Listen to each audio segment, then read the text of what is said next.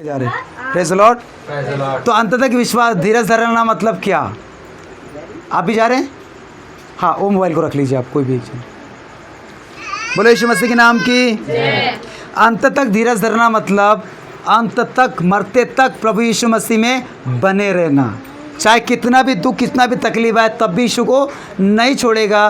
तो ऐसे व्यक्ति का अंत में क्या हो जाएगा? उद्धार होगा। Praise the Lord, hallelujah. आप थोड़ी देर बैठेंगे, प्रभु आपको और अभी आशीष करेगा। Praise the Lord. हम छठवां देखते हैं, पांचवा, कृपा का फल। कृपा करने वाला, कृपालु, दयालु वाला फल। जिसके अंदर कृपा का फल है, वो क्या करेंगे? दूसरे पर दया करेगा, कृपा करेगा, उसकी भलाई करेगा। हालेलुया। और एक हम देखते हैं भलाई का फल। गलातियों 6वां अध्याय 10 वचन पढ़ लेंगे और रोमियो 8 का 28 पढ़ लेंगे। इस वचन के द्वारा क्या हमसे प्रभु बात करेगा? 10 गलातियों 6 का 10, रोमियो 8 का 28। अवसर मिले, हाँ, हम सबके साथ भलाई करें। इसलिए जहाँ तक अवसर मिले सबके साथ भलाई करे। विशेष करके विश्वासी भाइयों के साथ। विशेष करके किन के साथ बोल रहा है परमेश्वर? विश्वासी भाई के साथ हमें भलाई करना है। कि कौन सा भाई दुख में है? क्योंकि हम सब एक क्या है?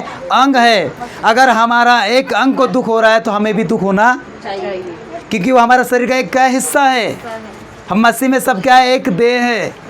अगर आपके हाथ को दर्द हो रहा है तो आपके बगल वाले हाथ को भी दर्द होना चाहिए। Praise the Lord. बोले यीशु मसीह के नाम की। क्या वचन पढ़ा हमने? फिर से पढ़ना।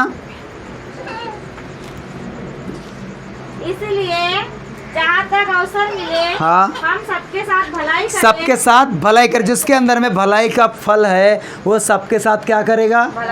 भलाई करेगा। विशेष करके विश्वासी भाइयों विशेष। हाँ, रोमियो 8:28।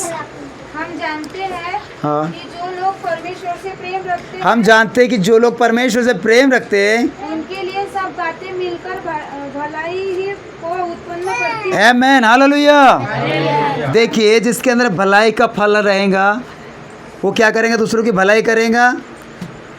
और अभी हमने पढ़ा 28 कि जो लोग परमेश्वर से प्रेम करते उनके लिए जिनकी भलाई को उत्पन्न करेगा। Praise the Lord, hallelujah.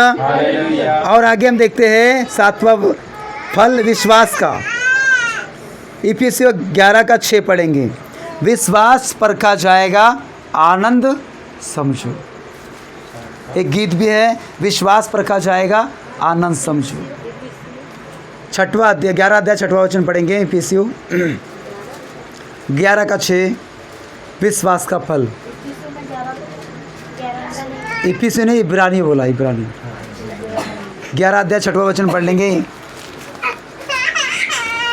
और विश्वास बिना उसे प्रसन्न करना अनहोना है, क्योंकि परमेश्वर के पास आने वालों को विश्वास करना चाहिए कि वह है और अपने खोजने वालों को प्रतिफल देता है। आमीन, हालेलुया। जिसके अंदर विश्वास का फल है वो क्या करेगा? परमेश्वर की बातों पर, उसके वचनों पर विश्वास। क्योंकि परमेश्वर के पास आने वाले को क्या करना चाहिए? विश्वास करना चाहिए कि वह है, तब उसको प्रतिफल मिलेगा। Praise the Lord. और हम देखते हैं 8वां फल भलाई का। भजन संहिता उसका 23 का 6। भजन संहिता 23 का 6, जिसके अंदर भलाई का फल है। भलाई के बारे में हम देख लिया ना। इस बार को वचन को पढ़ लेंगे। 23 का 6। निश्चय भलाई और करुणा जीवन भर मेरे साथ साथ बनी रहेंगी और मैं यहोवा के धाम में सर्वदा वास करूंगा। मैं यहोवा के धाम में सर्वदा वास। जिसके अंदर में भलाई का फल है वो क्या करेगा? पढ़ेंगे फिर से वचन को।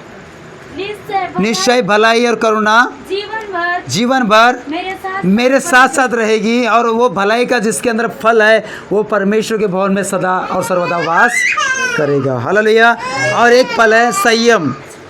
संयम के बारे में हम देखेंगे। इफिसियों 4 अध्याय को 26 वचन पढ़ेंगे और हम खत्म करेंगे।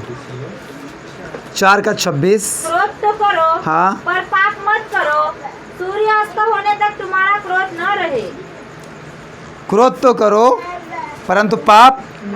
जिसके अंदर में ये संयम का फल है वो क्या करेगा? क्रोध के ऊपर काबू करेगा। Praise Lord, hallelujah. वो क्रोध भी करेगा, परंतु क्रोध का सूर्यास्त होने तक उसका क्रोध क्या हो जाएगा, समाप्त हो जाना चाहिए। Praise Lord, hallelujah. वो मेल मिलाप सूर्यास्त होने से पहले मेल मिलाप कर लेना चाहिए। अगर उसके अंदर में वो फल है, गलातियों 3:3 पढ़ेंगे, लास्ट वचन, उसमें आज प्रभु ने क्या हमारे लिए रखा है।